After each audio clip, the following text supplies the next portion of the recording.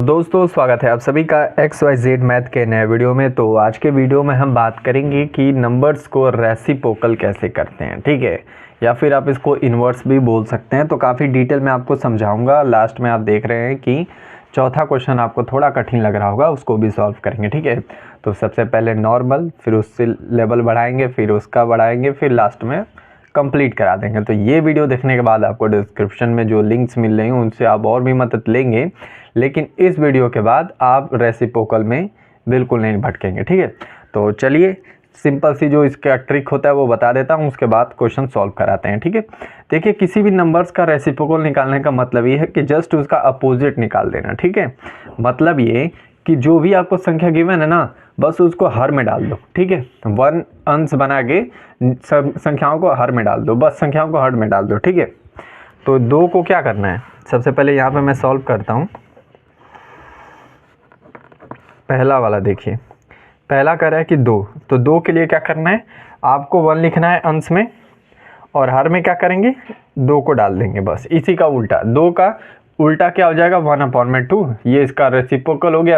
अब 1/2 का रेसिप्रोकल पूछेगा तो वापस से 2 हो जाएगा, ठीक है। अब देखिए सेकंड क्वेश्चन, सेकंड में कि 5/7, ठीक है। इसका रेसिप्रोकल कैसे निकालेंगे, तो सबसे पहले अंश में लिखेंगे 1 और जो संख्या आपको पूछा है उसको हर में डाल देंगे, ये, ठीक है। अब आपको मैंने ये बताया था कि 7 का क्या हो जाता है, 1 में गुणा हो जाता है।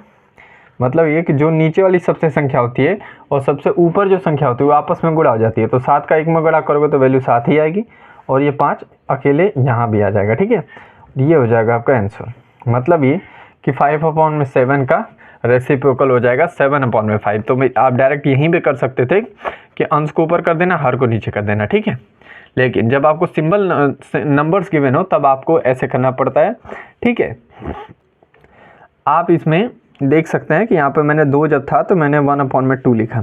यहाँ पे भी वही चीज़ें कर रहा हूँ, 1 में जो संख्या गिवन है उसको लिखा, फिर सॉल्व करने पे ये आ रहा है। तो आप डायरेक्ट इस तरह से कर सकते हो कि जब आपको फ्रैक्शन में गिवन हो तो जस्ट उसका अपोजिट कर दीजिए, ठीक है। और नंबर्स होगा तो आपको पता ही 1/2 लिखना पड़ेगा, या 7 को पूछ दे तो 1/7 करना पड़ेगा, ठीक है। थर्ड क्वेश्चन देखिए, थर्ड आपसे कह रहा है कि इसको, ये मैक्स फ्रैक्शन है, ठीक है। तो मिक्स फ्रैक्शन को सबसे पहले सॉल्व करते हैं। तो सॉल्व कैसे करते हैं, ध्यान से सुनिए। 2 का इसमें गुणा करते हैं, 2 दूनी के 4 और इस संख्या का प्लस कर देते हैं। तो मैं यहाँ पे साइन बना देता हूँ ताकि आप समझ सकें। 2 दूना के 4 और 1 5, ठीक है। और नीचे जो संख्या उसको वैसे लिखेंगे तो 5/2 हो जाएगा। ये आपका 5/2 सॉल्व करने पे आएगा, ये वाला, ठीक है। अब इसका रेसिप्रोकल करना है तो फिर यही तरीका 1 में ये लिख के सॉल्व करोगे।